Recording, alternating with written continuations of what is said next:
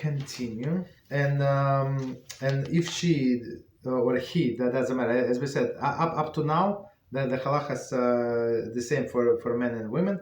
And so if we wash without, if we cleanse, if we cleanse our hands without water, so we say al nikiyas yadayim. So up to cleanse, who commanded us cleansing the hands. Continue.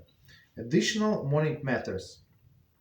One should rinse your mouth every morning in order to daven and recite brachos with purified mouth. Exactly, you see exactly what we said.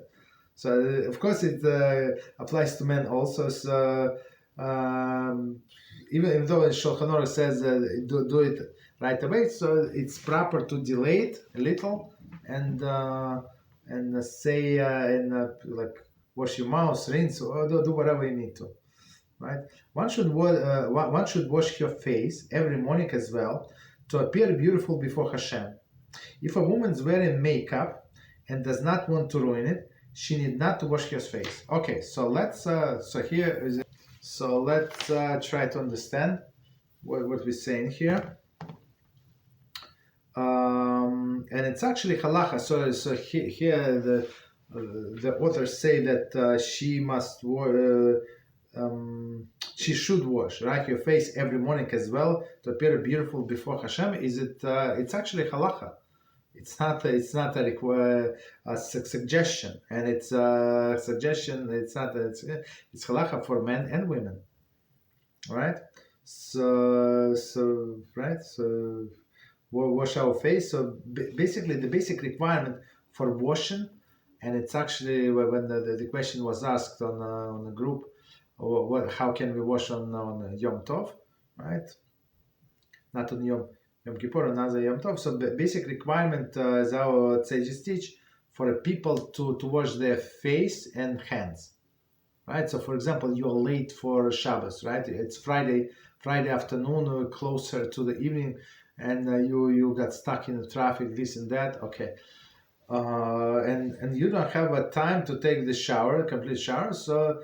The minimum requirement, and one of the requirements of preparing for Shabbos is to wash oneself, right? So what do? We wash at least with hot water, warm water, right? We want wash hands and face. That's considered washing. And the last thing he says, so if a woman is wearing makeup, she does not want to ruin, so she's not obligated to wash. So why would a woman wear makeup? So there is a very simple answer, right? There is such a thing as a permanent makeup. So one of the prohibition of Shabbos. On Shabbos we have 39 prohibitions, 39 melachas, right? One of the prohibitions that we cannot dye. So dye meaning changing the color, right? Paint, right? Dye paint.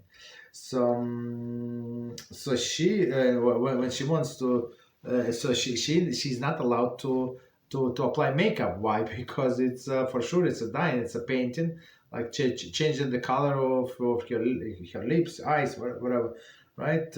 Eyelids. And it's absolutely forbidden, right? But there is such a thing as a permanent makeup. So this permanent makeup is going to stay, as I understand, until she actually removes it. I think it's even for 2 days it can stand, right? So I mean, of course she's trying to bite like carefully, stuff like that. But the rest of my makeup, there is no problem, stays on. And so if she does not want to wash her face, so there is no problem. Just let her be.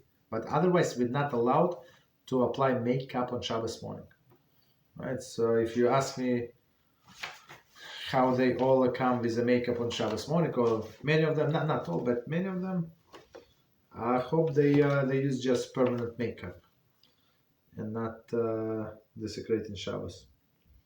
Okay.